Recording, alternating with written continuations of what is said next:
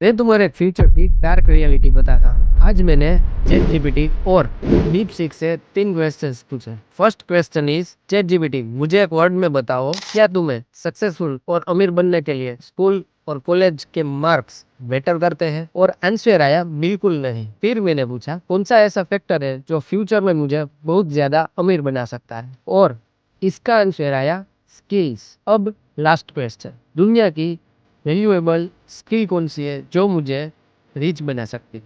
और third answer आया entrepreneurship. मैंने कहा अगर सच में मार्क्स मैटर नहीं करते तो मुझे 3 ऐसे इंडियंस के नाम बताओ जो स्कूल भी नहीं गए फिर भी करोड़ों रुपये कमा रहे हैं। और चैट जीपीटी ने मुझे ये 3 नाम दिए।